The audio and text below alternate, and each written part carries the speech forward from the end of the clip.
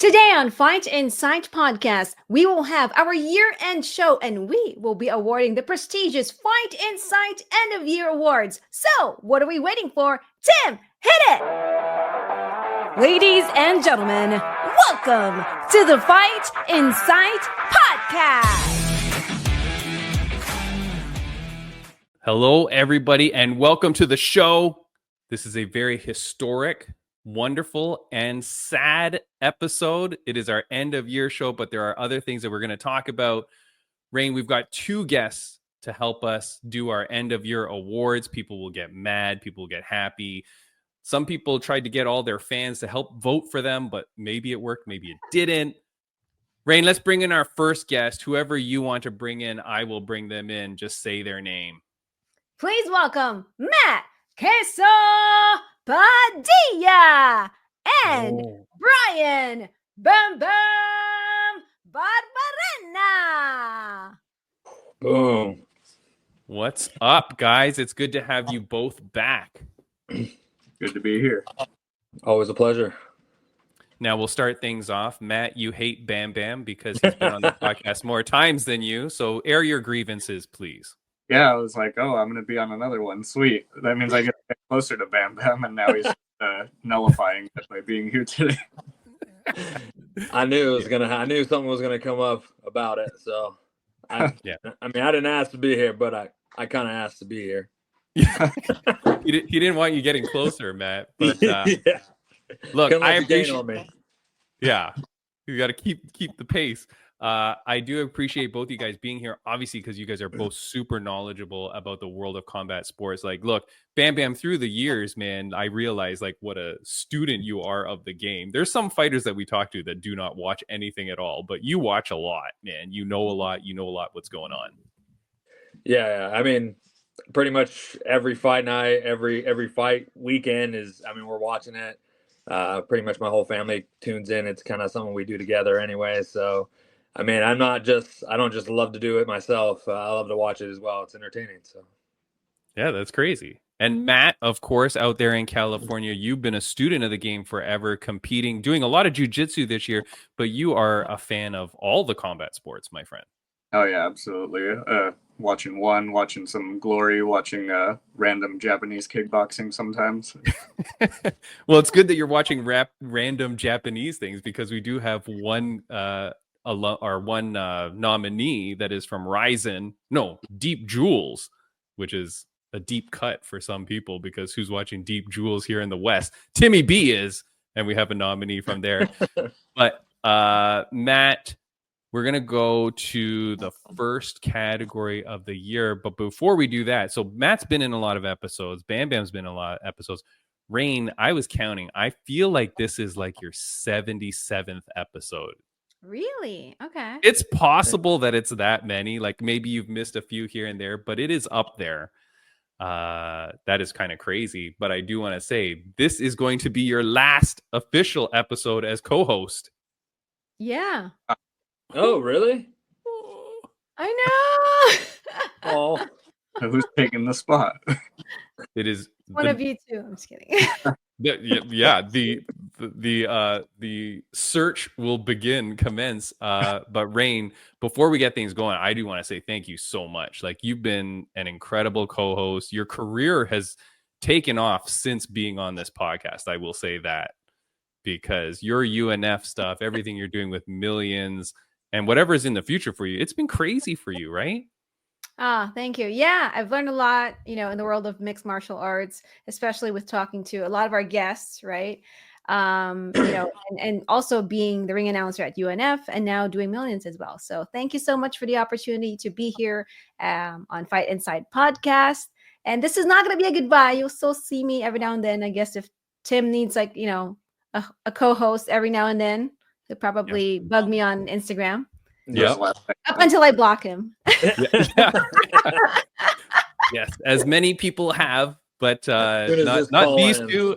Not these two and not you yet, Rain. So, but thank you very much. Okay, let's go with our first criterion of the year. Which one do you want to do? Matt Padilla, you pick first. What is your first awards that you would like to do? Let's do finish of the year. Finish of the year. We're going straight to the highlight. Here we go. I do have a video for 2 of the categories. Finish of the year is one. So this is about a 30-second video. If you're listening only on audio, you'll hear some noise, but come check out the video version. This is our 4 top nominees for finish of the year. Right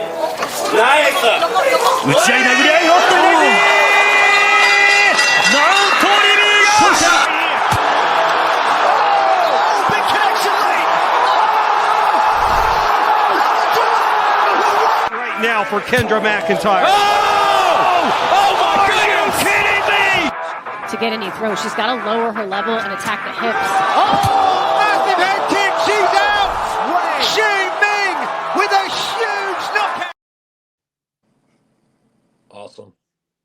Those are our 4 nominees. So for those that were only listening or maybe didn't catch it all, Max Holloway, UFC 300, Kendra McIntyre, LFA 182, Ming Shi, UFC Fight Night 248, and Yun Bi Cho Libby from Deep Jewels 44. Guys, I'm sure you are surprised with my picks that made it here.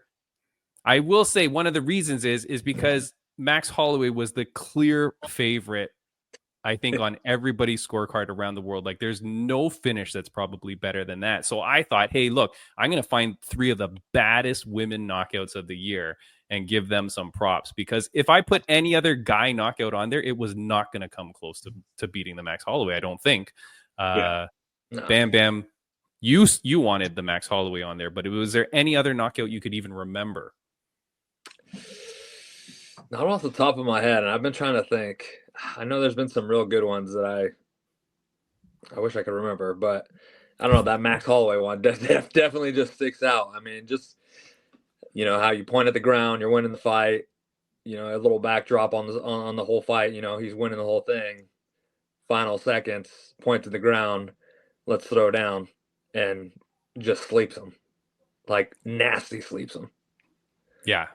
Terrible. Oh. Like, that's Ric Flair face plant. Like, that is game over. Is that your pick of the year for finish of the year, Bam Bam? Oh yeah, for sure. The other ones were awesome. You know, they were great, especially for women, you know, getting finishes and big knockouts. It's awesome to see. It's great to see in women's MMA. And those are some big ones. So I mean, definitely props to all of them. Those are huge knockouts and definitely need to be recognized. Definitely, man. Like the Ming Shi one was crazy because like that head kick knockout, and it's more also the fact that her opponent just like lay there comatose for God knows how long. Like, that was a really bad one. She's a strawweight too, so you got to remember, like, to see these strawweight girls get these knockouts is crazy. The Kendra McIntyre one from LFA, that one, I just saw that one. That was a crazy one, just the way her opponent went down, and it was a long brawl that those girls were having. But I do want to say the Deep Jewels one from Libby, it's with her fist, and I do want to give credit to that, man. And she's a microweight. I don't even know what that means. Is that like under 100 pounds? Wow. Like microweight? Microweight. 95. Yeah, is it 95? Probably. I've never heard it, but I'm assuming. To get a knockout with your fist at 95 pounds, let's say, and just clocking that girl and getting like a devastating knockout like that, I mean, that's super impressive, man. You know, like, that's a good one. Matt Padilla, what is your pick for knockout of the? And you don't have to pick any of these 4, mind you. Honestly, I like that Xing Mi one a lot. Just like, she was stiff. That was like shades of the Bryce Mitchell going out bad with Josh Emmett last year. Like, that was just super brutal and like completely stiff like a board, you know. So also just the story behind her, like her being a secret fighter, like nobody in her family even knew. Like, I just feel like another layer to it. Yeah, nobody. Yeah, I don't know if you guys both know that, but like, her family doesn't even know that she fights. She ends up going in the road to UFC, wins 3 fights in the year, including that one, and becomes like a viral sensation with that knockout. So I mean, that's pretty crazy. And she's a doctor. So they definitely know she fights now. I mean, yeah, you know. I mean, if it's gone viral and Yeah. I mean, Where are you getting all these bruises from? yeah, I know. Oh, And she's a doctor. She's a doctor. That's what's Wow. crazy. Okay, so we've got 1 vote for Max Holloway, 1 vote for Ming Shi. Look, I'm gonna vote for Libby because I just thought that one was crazy. It comes out of nowhere. I feel like, and this is one of the things that Fight Insight podcast does the best. We bring you things from all over the world that you probably haven't seen, right? Fighters, organizations, competitors that you've never heard of or never seen. That's what we try to bring to you. And so I'm voting for Libby at Deep Jewels 44, which means ringside Rain. Oh no. You either make it a terrible deadlock or you pick one of those to claim our winner. Well, I'm actually torn between Ming Shi and Max Holloway, but I have to give it to Max Holloway at UFC 300 because it's like watching a movie. I mean, come on. The last, 2 seconds of the final round, he gets hit, and Justin Gaethje gets hit by Max Holloway. You see him falling on like the very last second, and then bam, hits the canvas at 0-0. Like that's like crazy. It's like watching a movie. And then, I think with UFC 300, I know going into it, people are like, oh, what kind of main event are we going to have here? Blah, blah, blah. And granted, they weren't the main event, but everyone's talking about UFC 300 should be like the biggest UFC pay-per-view ever. And I think that finish by Max Holloway put the stamp to it, the exclamation point to that finish at UFC 300. That's it. Ringside Rain does not stick up for her fellow women. Max Holloway gets the finish of the year, the much wanted Fight Insight Award for 2024. Congratulations to Max Holloway. That is a good one. Bam Bam. Do you want male fighter of the year or female fighter of the year next? Let's go female fighter. All right. This category I really messed up. Okay. But for female fighter of the year, I gotta say on our Instagram for the fan votes, it was 85% for Max Holloway. Oh, wow. Libby came in second with 9%. He posted on her Instagram. She tried to get all of Korea to vote, but it was not enough. Ming Shi came in third with 5%, and then Kendra McIntyre had 1%. Either way, super incredible from all of them. Female fighter of the year. We've got 4 people up, and I've probably missed who should be the winner. Okay. First up, the girl that hates me the most probably in this world, Kayla Harrison.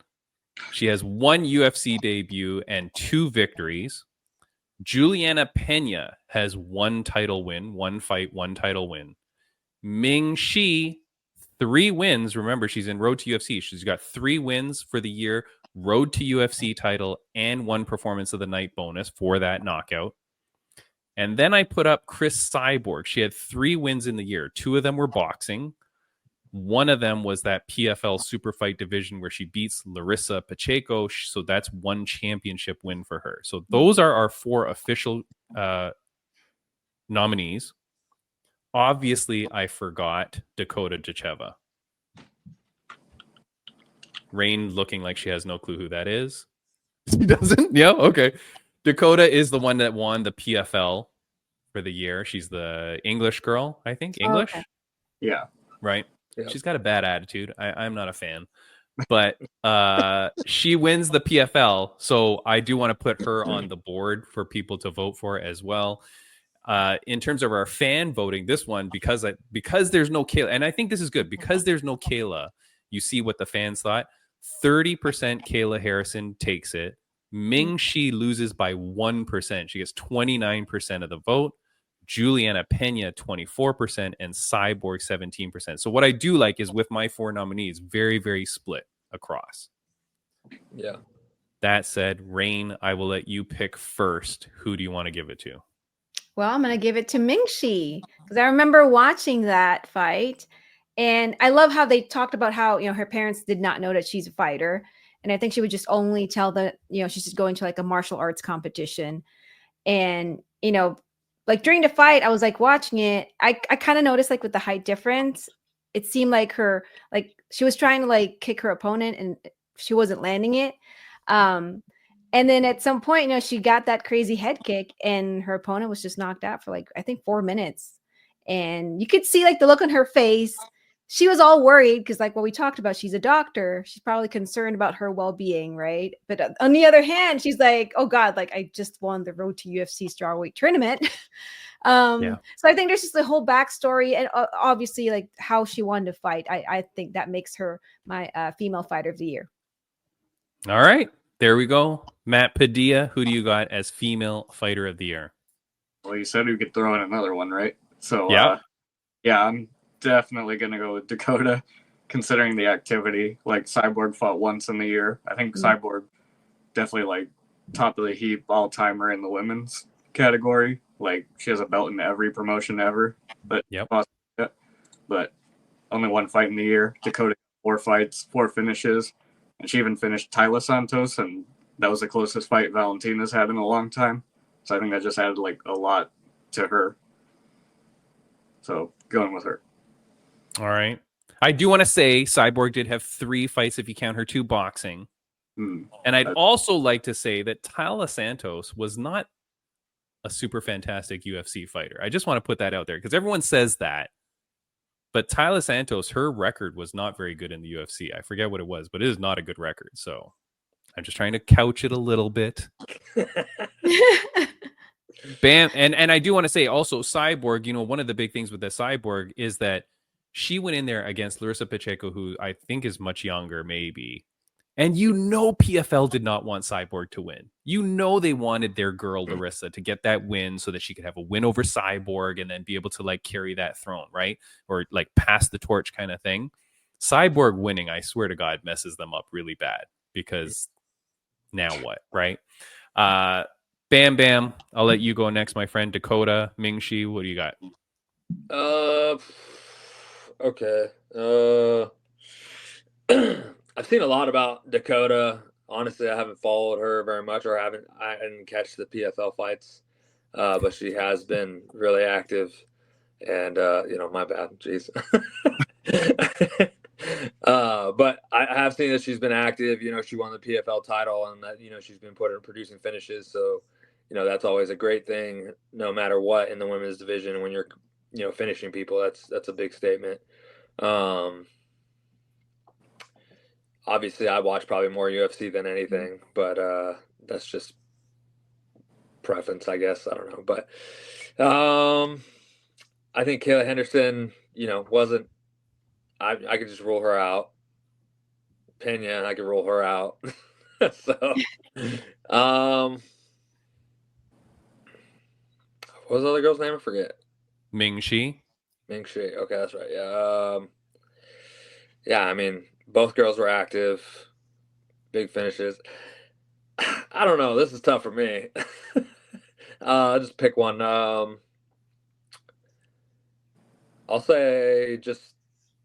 go with Dakota just because going through it all and the tournament, winning it with all finishes. I'm going to go with Dakota.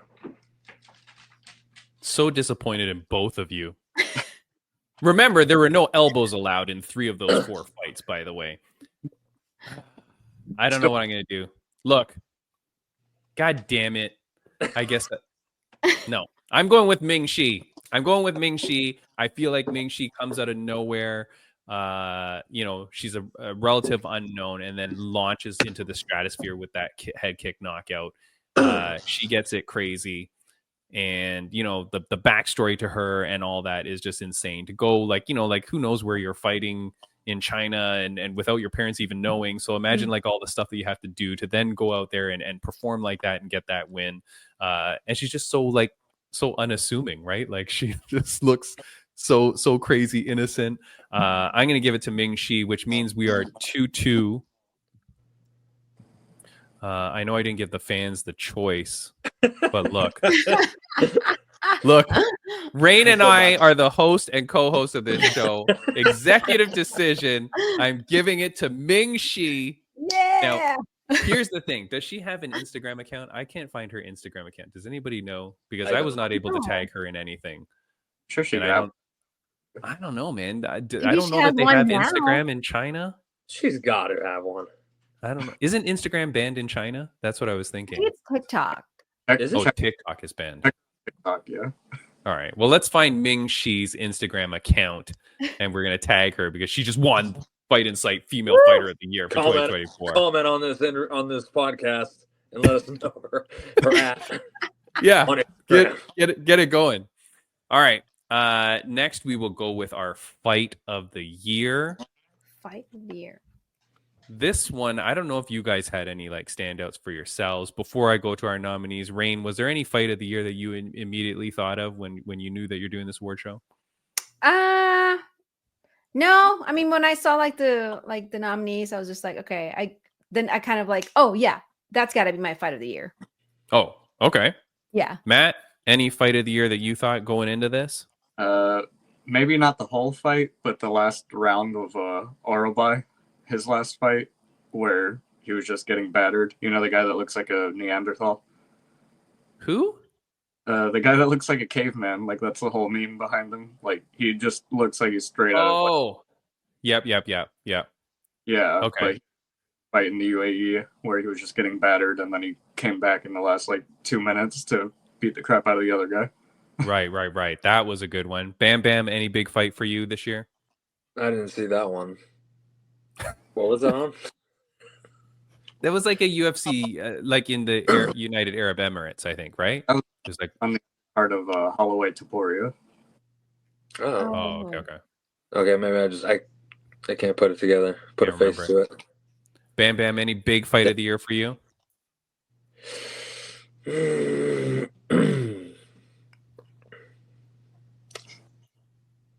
I don't think so. No, I can't even remember what you listed. I'd have to see him again. All right, let's see what our fight of the year candidates came down to. Here we go. Wild working left hand from Soya goes with the uppercut. Throwing his own turns. As the center of the cage because he's coming up just short with them punches. Nice that happens with southpaw convention. turns. As the center of the cage because he's coming up just short with them punches. Boom. All right, there we go. So the 4 nominees are Zellhuber versus Ribovic, which was at UFC 306. Padilla versus Roundtree at UFC 307. DDP versus Stylebender UFC 305. And then this was my out of nowhere one, which was John Dodson versus Takaki Soya at Super Ryzen 3. It was a bare knuckle fight on their BKFC versus Ryzen card. That fight, if you have not seen it, is freaking insane.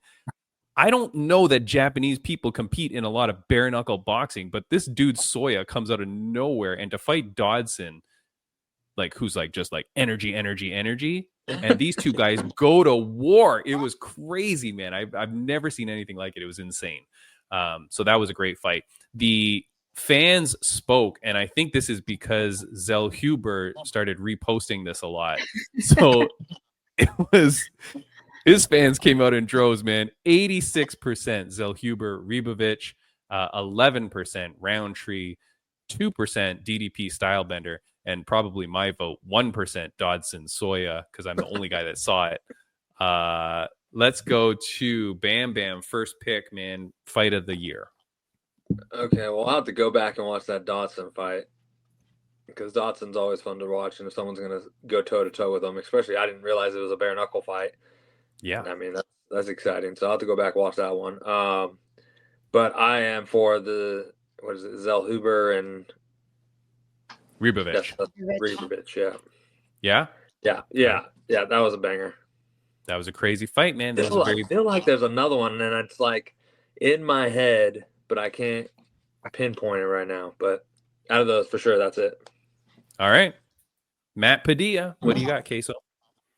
First of all, shout out to Ryzen. They're the only ones doing cross promotion with anybody. Like even the UFC, they had their version at the last UFC card for Kaya Sakura. Those were really awesome. Even the lockout, I forget the name of that lady, but she was introducing him real quick during his lockout. I thought that was really I'm gonna have to go back and watch that. If I knew it was a cross promotion, I would have actually watched it. because you might have messed up already because I think we got 3 votes for Zellhuber already. Zellhuber, you're going for Zellhuber? Yeah, that was actually the one that I was like going to put in, but you actually put in before I even had to mention it. Nice. All right, Love good. Ringside Rain, which fight gets your nod? I was gonna say Jake Paul versus Mike Tyson. Oh, I'm just kidding. No, I like that vote. Good one. no. My fight of the year is Alex Pereira versus Khalil Roundtree. They got number 8 ranked versus the champ, and that was Alex Pereira's 3rd title defense this year. And Khalil Roundtree was the one who lasted the longest. Because against Jamal Hill, that one ended in round 1. Against Yuri Prochazka, I think it ended in round 2. This one, when I watched this fight, I mean, Khalil Roundtree was up in the scorecards up until round 4. And the way I think Khalil Roundtree, he fought with all of his heart, and you could see I think it was his eyelid, right, that got messed up right above his eye or something like that. And I think the bridge of his nose had a pretty bad gash. Yeah, right. Yeah, forehead. it was somewhere on his face, right? And then he had to get surgery afterwards. But there was a point in that fight where I was like, okay, is he actually gonna do it? Because people are like, why is the number 8 fighting the champion? And then everyone's like, oh my god, he's actually standing up a fight against Alex Pereira. So for me, that with the storyline and then along with the performance, that makes it my fight of the year. Nice. Yeah, Rain, I'm glad that you broke it down like that because look, I'm a huge Khalil fan. I think that dude is crazy, and I knew that would be a great fight. When they were saying it was a stupid fight, I'm like, no, you don't understand. Roundtree's like a beast. He's crazy. Ever since he went to Thailand and trained, and he just came back a different man. That guy's an animal, and he's got so many mental demons going on. That guy is very unique individual as well. That was a crazy fight. I'm giving it to Dodson versus Soya because I just thought again, I never imagined that could happen, that kind of fight could happen on that card. And so that was amazing. But our winner, and very, very well deserved, was one that I had written down the minute as I was watching it. I was storing it in my phone going, this is fight of the year of 2024 as I was watching. Zellhuber versus Ribovic, UFC 306. That is the fight in sight fight of the year for 2024. Go back and watch that one. That's obviously on UFC Fight Pass, so go check that out. Last award of the year is going to be our male fighter of the year. A lot of people got mad at me. On our Instagram story, I said, give me your nominees for the different categories, and people wrote in different stuff. But then when I released the fighter of the year, people got very mad that Alex Pereira was not on the list. So if you want to vote for Alex Poetan, please do. But our 4 nominees are John Jones, 1 title defense against a retired firefighter. Ilya Topuria, 1 title win, title defense, 2 performance of the nights for Ilya Topuria. That was the far and away the fan votes. That one won our fan poll as well, 71% for Ilya Topuria here. Third up, Francis Ngannou, 1 championship win for that PFL super fight. Remember, the reason he's here, when people would yell at me, I would write back going, the reason Francis is there is because of the whole story about his son, right? That was a big story that was percolating around that time.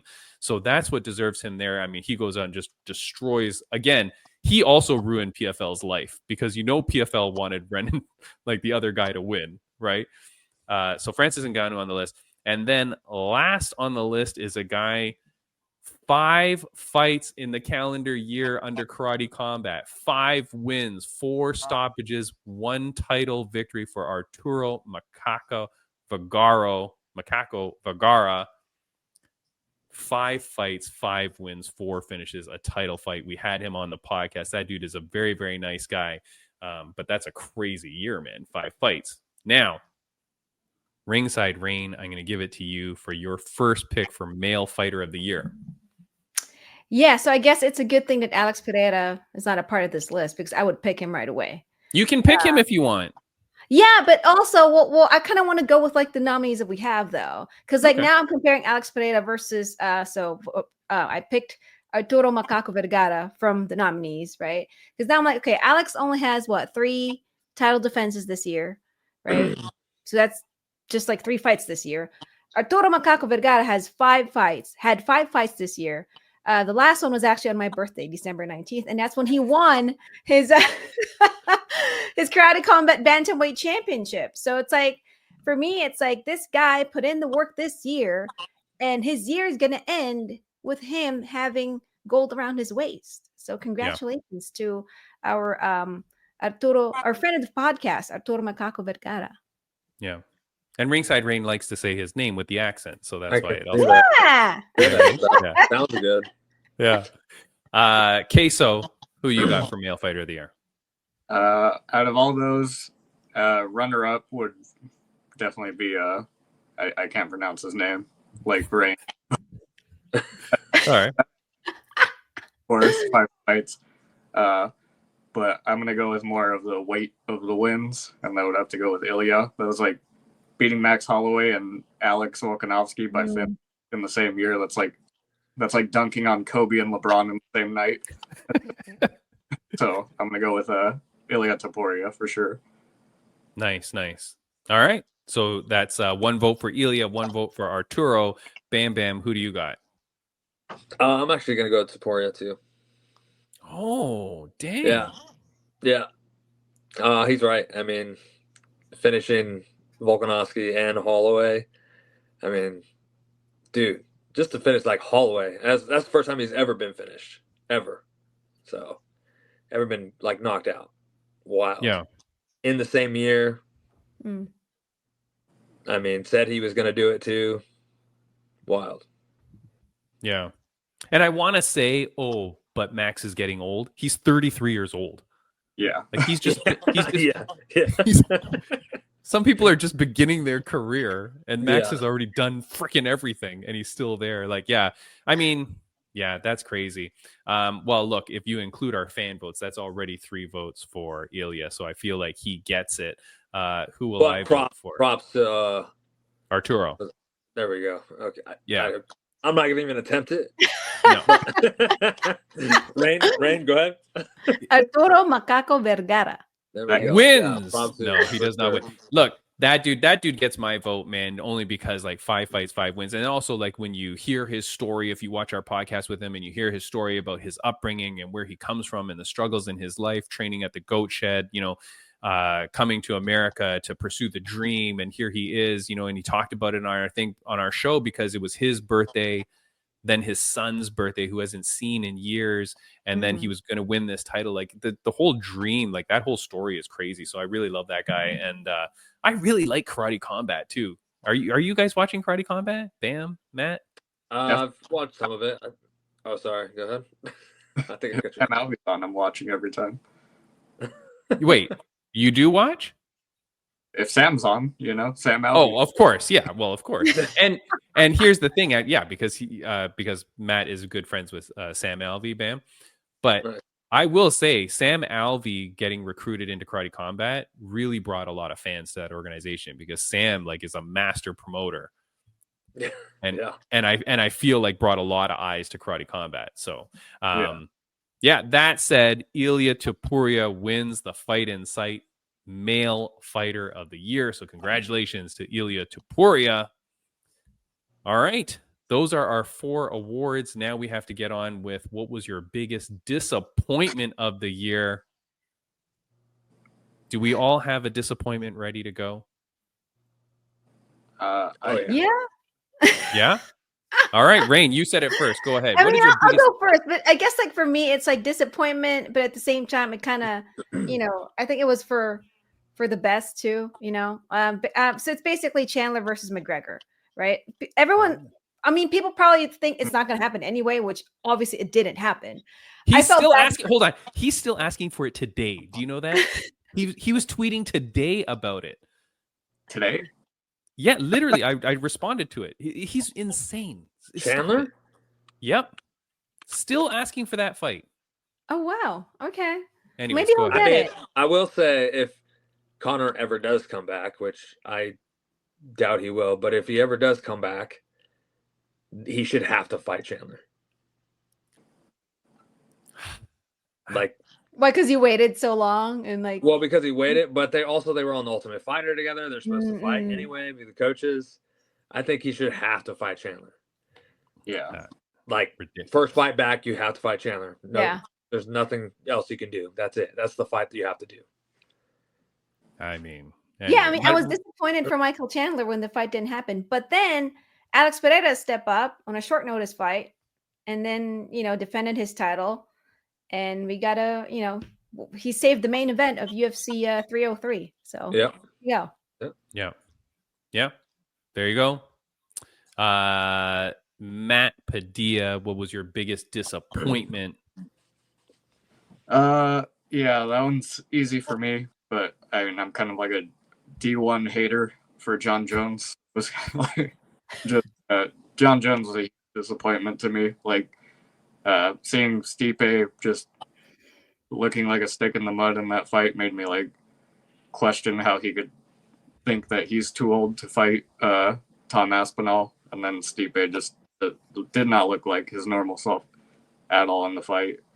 Fought once in when he's bragging so much about himself. I'm sure he's like partially, like I know he's definitely a pretty narcissistic guy based on how he like talks to DC and all that.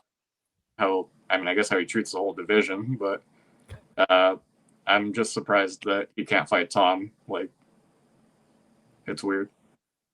So wait, so your disappointment is not Stipe. Your disappointment is John Jones not accepting the Aspinall fight. Yeah, like it's smart at the end of your career to take the fight and get you the most money and be the lowest risk, of course.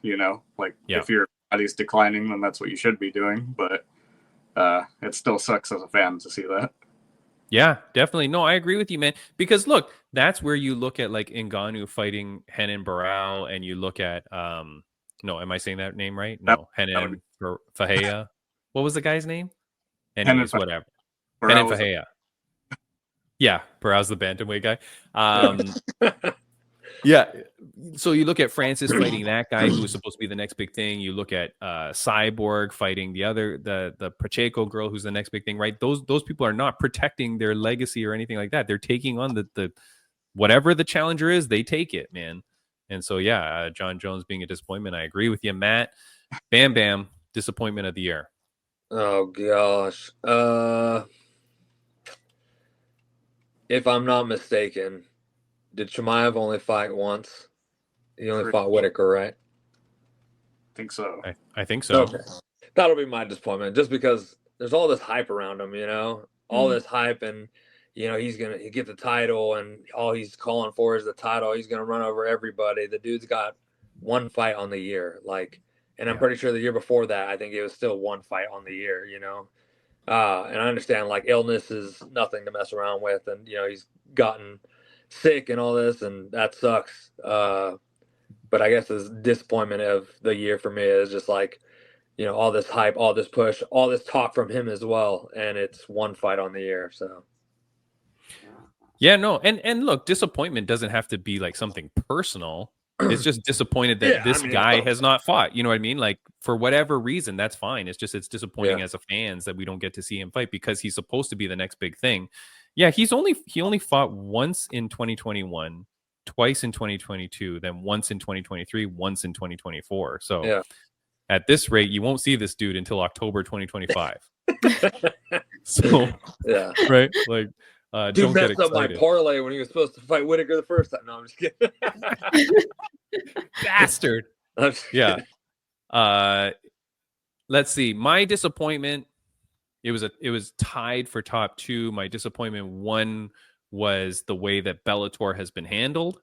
I think that has really been a problem for me, man. And now we're seeing all these athletes come out, like Patricio, Pitbull, who are begging to get let go so that they can go fight somewhere, because otherwise these guys are just stuck on this contract, which is so weird. Rain, we interviewed the American Predator, Daniel James, who gave some funny comments about drug testing, seemed to be a little bit weird with PFL and stuff like that. So just the whole way that Bellator was handled, I felt was bad. I had on the Sleek Sheik, Sabah Homasi, who talked about how Bellator still hasn't paid him his medical bills that is due. Like, stuff is really messed up with that organization. I feel like that's bad. But I would say that my biggest disappointment in 2024 is the MMA media. I think as a whole, like I just think like the questions that they're asking these athletes in the interview times and things like that is just really filled with like different agendas and different things to try and catch these fighters in these difficult times. Like, and I see it more and more happening, right? And I just really hate that. So my biggest disappointment is the MMA media, man. And I think that that's a real problem. And I hope it gets better, but it probably will not. I will say, I was thinking about this. The biggest problem with social media is not misinformation, but it's that it causes you to miss information. Because I feel like what happens now is they just keep feeding you shit so that you get distracted and you don't see the other stuff. It's not that they're lying to you, it's just that they're filling you with this garbage, right? Yeah. And like, you know, the way they've treated my good friend Chuck Buffalo, the way that they're treating Trayshawn Gore when they try to ask him questions, the way that they ask like all these different athletes these questions to get them into problems, to create clickbait, when these guys have great stories to tell, or these guys have like real positive messages to give, and you're just trying to force us into listening to dumb crap instead of like giving us the good stuff. So that's my disappointment for the year. That said, let's go with our prediction for 2025. My last year prediction did not come true. ONE FC did not go bankrupt yet. But boy, oh boy, these freaking guys are really close, man. Prediction for 2025. Bam Bam. My friend, what do you have for a prediction in 2025? I'm going to actually go on one of your disappointments. I'm going to predict that Bellator is not going to get any better, and you're going to see more and more fighters want to get out of their contract and try to find a different organization. And PFL wise too. I feel like there's a select group of PFL people that are pretty set and going to continue to get fights, but everybody else I feel is really at risk, but more so the Bellator people, the Bellator fighters, and I feel like you're going to see a lot more of them wanting to get out of the contract to go to somewhere else. Yeah. Sadly. I mean, that's a pretty like safe maybe prediction. Bellator closed completely. I don't know. Yeah, I feel like that's Bam Bam's prediction, is that they close Bellator for good. Because there's no way, like how can you go another year with this kind of garbage output? Right? Like it's almost impossible. And then like why would you waste the money? You can't be making any money doing this. So just close it, let these people go and be done. I don't know what the point is of holding them. I mean, they're not having shows, so I guess they're not wasting money, but yeah, true. They're just holding fire in the contracts and being like, yeah, we're going to have a show, and then never have the show. So yeah. More so, they're just ruining people's MMA careers, really. Right, because you're just running out your time, man, and that's what Patricio was saying. I know, Bam, I know you have friends at Bellator that fight for Bellator. Matt, do you have any friends that are signed to Bellator? I know a couple people, mainly in like San Diego, when I trained at Azteca with like Phil Davis, and a lot of those guys are, I guess, confused too. Like Phil didn't understand why they didn't want him to fight in the San Diego card of all places. You know. Yeah. So here's the thing. I mean, we've had on Bellator fighters, and I won't say this person's name just in case, like, you know, maybe they shouldn't be saying this now. But at the time when they signed with Bellator, they told me that the Bellator contract was for a set period of time. It's not like in UFC, Bam, where it's like X number of fights, and we have to offer you X number of fights a year. Well, this fighter, the UFC one is X amount of fights, but it's also a certain time too. So like if you don't get those fights in a certain time frame or whatever, they basically renew the contract, but it just extends the time period to get those fights in. Or like it can go to, I think, where they can just end the contract if they wanted to, really. But there is a like time frame usually on it too. Because I've had a contract where I got injured and so I couldn't fight for a while, and they had to like renew my contract because I still had 3 fights on the contract or something, or 2 fights on the contract. So they just renewed the contract instead of to extend the time frame that it under the contract or whatever. Oh. Yeah. So, but that doesn't make sense. But that doesn't make sense though, because why was GSP stuck to that contract forever? Isn't that why he ended up having to fight Bisping and he could never go anywhere else? Maybe it's just different people. Different people, yeah, different contracts. Like I'm sure Connor's contract is endless, indefinite. Time. Like he has to get so many fights. Like he's been talking about, going to BKFC, even this boxing thing. Like I'm guarantee he has to either get clearance by the UFC or pay them a significant amount, probably, if they're on board with it. But yeah, he's stuck. He's not going to fight anywhere that's like MMA or anything like that. Right. But what I'm saying though is I think with a Bellator, like for this Bellator fighter, they told me, they said, yeah, they don't have to offer me any number of fights. Like there's no stipulation like that we've heard is in UFC.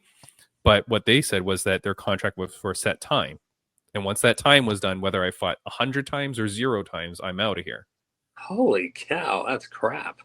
Well, no promised fights? Like, is the only way they're not paying you every month. Yeah, but at the time this person signed with Bellator, this was like 2 and a bit years ago.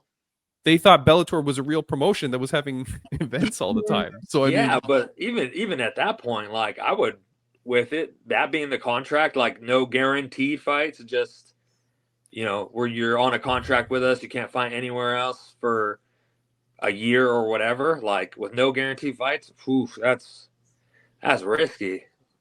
I don't know. That's why people need to sign up for the Bam Bam management team. They'll get locked into these terrible contracts. Man. That's what I'm saying. I mean, it's your life, life on the line. You can't just wait for something that might not ever be there. I guess, but then Bam, like not everybody is a Bam Bam Barberena that gets UFC offers. You know what I mean? Like if you're not getting that offer and Bellator, and here's the thing too, that person did say that the money that Bellator was offering was very good, but I guess of course they'll offer it if they never pay you for a fight. Yeah. That's true. Matt, we'll have to, you know what? I got to be more direct with a few more guests and figure out what their contract details are. Because the Bellator thing makes no sense to me. Shouldn't all these Bellator fighters, if it's like that person, shouldn't they just be sitting there going, yeah, I'm just watching this clock tick, baby, and then once it's here, I'm out of here. But it doesn't seem like Pitbull thinks that his contract is just going to run out of time. Otherwise, why would he be on social media all the time begging? Unless it's years. Like a decade or something stupid. Like 10 years, something. Yeah. Matt Padilla, prediction of 2025.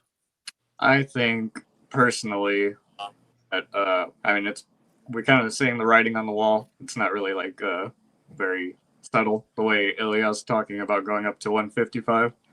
I think he's probably going to end up bypassing the whole division and get straight to that belt after. If Arman wins, then that would probably be the only reason he would have to fight a contender.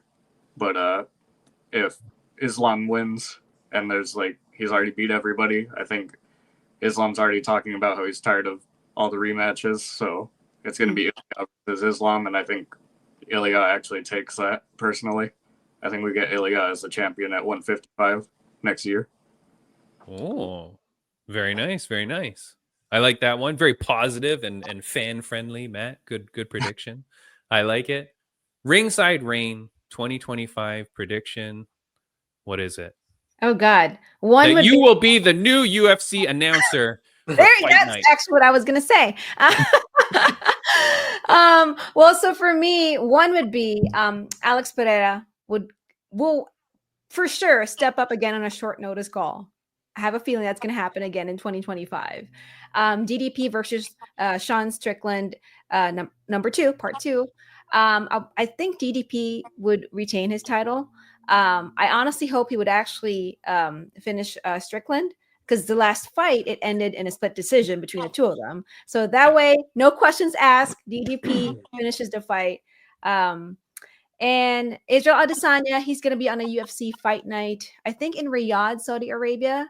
I don't know when, but I think it's going to happen sometime early this year. He has back-to-back losses, right? I don't know how many losses he's had so far, but I hope he bounces back this year. Nice. Wait, so what is the prediction?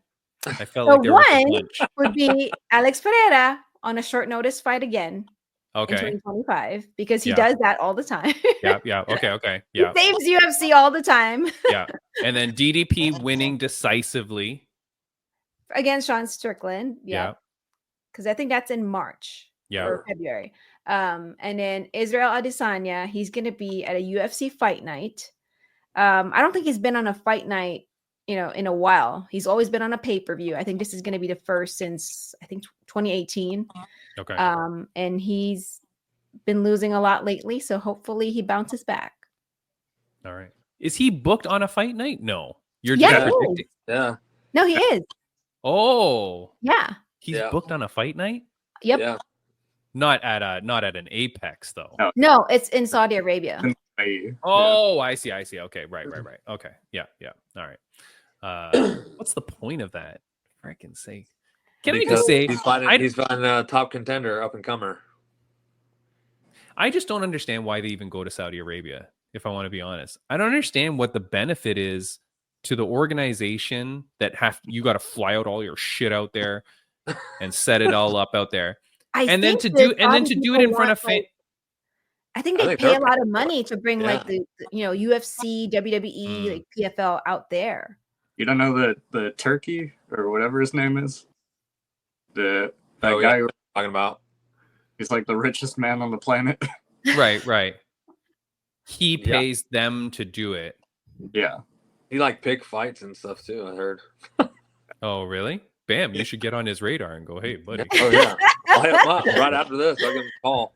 Yeah, and Rain, get on that guy's radar too. So hey, I should be the crazy commentator. is that right? they did a show here in LA. They had like a boxing event. Remember that, Matt? Like at the Bank of America Stadium, they gave away a car to like a random like person who attended the boxing event. It was like $100,000 electric car, just because they wanted a raffle during the boxing event. I mean, that is insane. All right, my prediction for the year. I feel like this is a pretty good one. I feel like this one could come true. I feel that, and I know this is very self-serving. Okay. One broad prediction is that Bellator is going to go down. I feel like. Is that the one before one? What's that? Before ONE FC? Before, yeah. Jeez Louise. Who's paying ONE FC to put on these things? I don't understand. Like, I really don't. Yeah. Like, I don't get it. I don't know, man. No, but Bellator, no way can it continue. And my prediction is for a positive because I feel like it should end so that these fighters can go off. I've got two predictions though. So that one doesn't count. My first prediction, the GFL that you guys have been seeing? Yeah. Okay. Next week on the podcast, I have Kayla K-Rock Haracho. She's a female fighter she's been on my radar for a while. She's competing on like regional scenes and stuff like that. She signed to GFL. Okay. She's coming on the podcast. Uh-huh. I want to know what the frig this thing is. Okay.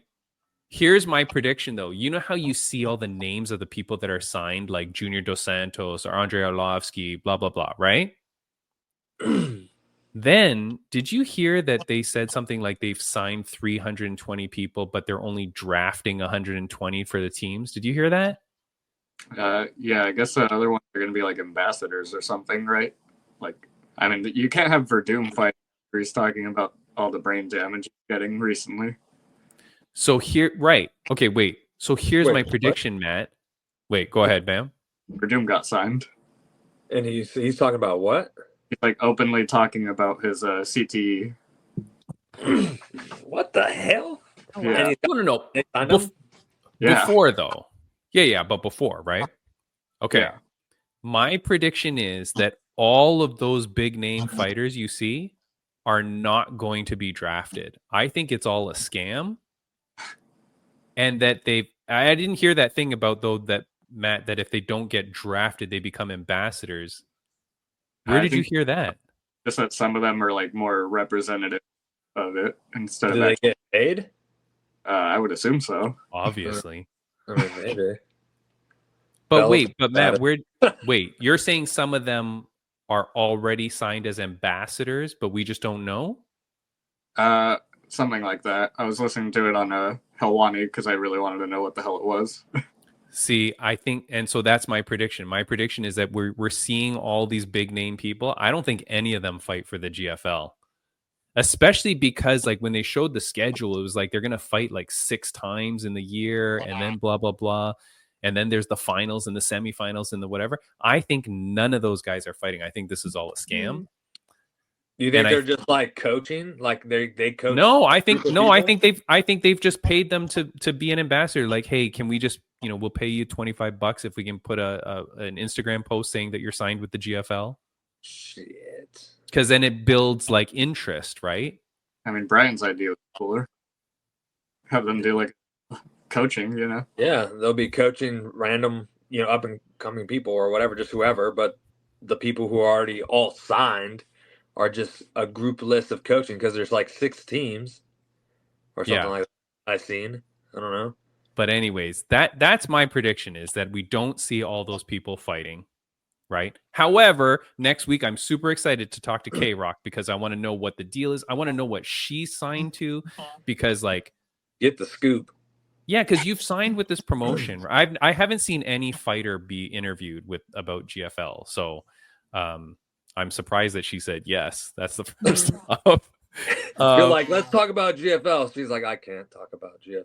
I can't talk about it. But but even if she can't talk about details, it's like, okay, but what do you think is happening? What have they promised you? Does your contract say you can't fight anywhere? Blah blah blah. Is it no elbows? Obviously, it's got to be no elbows or whatever. Like it must be following a very PFL schedule. So that's my first prediction. My second prediction is a little bit more selfish. Fight League Atlantic. I predict that a Fight League Atlantic fighter will get signed to the UFC in 2025. I would love to see it, man. We had one fighter that went to the Dana White Contender Series who fought there. Unfortunately, he was not successful, but like it means the promotion's on the map. It means that it's close. And I just need one of these freaking animals to get a shot and to get it and to get signed. I would love it. And maybe they'll get a direct call up too, right? Like maybe they'll get a direct shot. So short notice or something. Yeah. Short notice fight, whatever. Like there might be some cards in Canada, right? Anytime that happens, it opens up the doors. There's potential there. So that is and I know that there's a bunch of Fight League Atlantic guys that have started to cross train out at Niagara Top Team, which has a lot of UFC fighters. So that's my prediction. That's my hope, man, because that would be very, very cool. So that is my prediction. That's it for the show, guys. This is it for the end of the year, man. Again, I will have an episode next week anyways, but that's kind of like that's not our official end of year. This is the official end of year. Matt Padilla, what do you got going on next year for you, my friend? Doing ADCC. I was planning on doing some Muay Thai, and then ADCC announced they're doing San Diego, so I'm gonna do that, and then want to jump into some Muay Thai, and hopefully Rain announces me in the cage at UNF. Yeah, let's go. Wait, it's gonna be at UNF? If I come back to MMA, it's definitely gonna be UNF. For sure. Guaranteed. Nice. Can you imagine full circle Hakuna Matata? Rain introduces Matt Padilla. That is crazy. That's very cool, Matt. I'm happy for you, man. Bam Bam, what is your year looking like, my friend?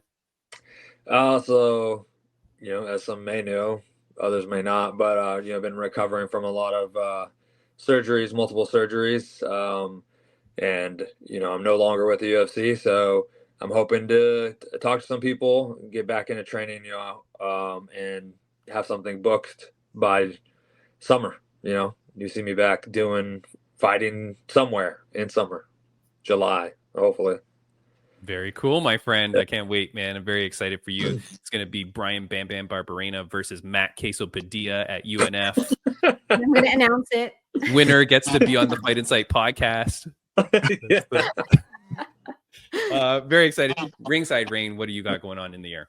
Oh, I have UNF 22 at the Warner Center Marriott in Woodland Hills, California. This is going to be the first time that we will have a show in Woodland Hills, which is like 70 miles away from where I live, probably 100 miles away from where Matt lives.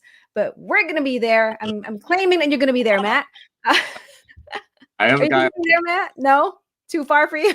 I have a guy on it, so I might be. Oh, really? Okay. But yeah, so that's going to be on February 8th.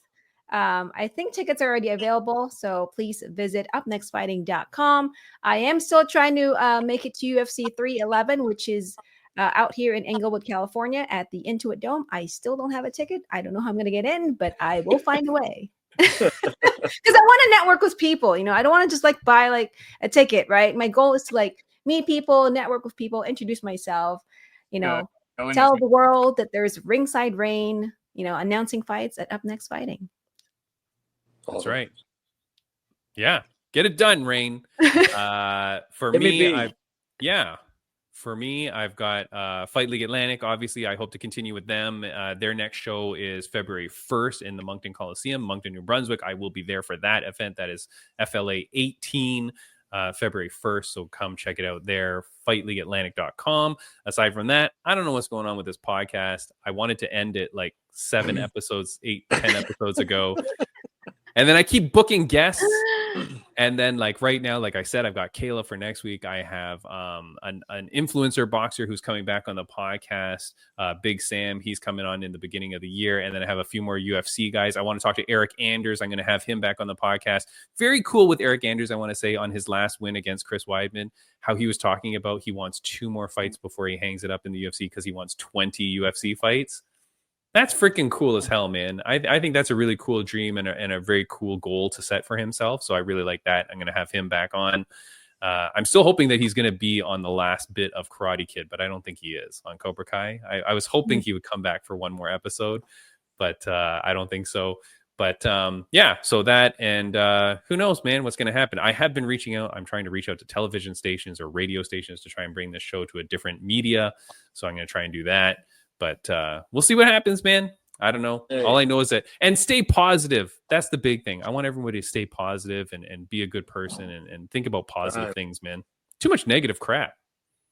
Lots of it. Yeah, too much negative.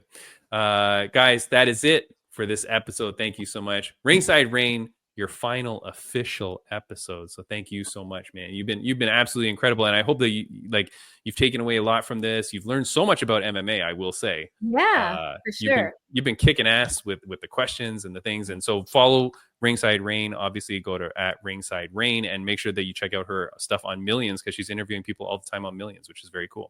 Awesome. Oh, thank you so much, Tim. And I'm glad to meet you guys virtually. I've only met Matt Padilla in person because he goes to my UNF events. But one day I'll get to meet you in person, Tim, and you as well, Bam Bam. So, but thank you guys for everything. Yeah, all right. It was awesome to be on your final episode with you. Yeah, definitely. Aww. Yeah. All right, guys, we're out of here. Thank you so much, guys. Have a good one, everybody. Thank you. Bye.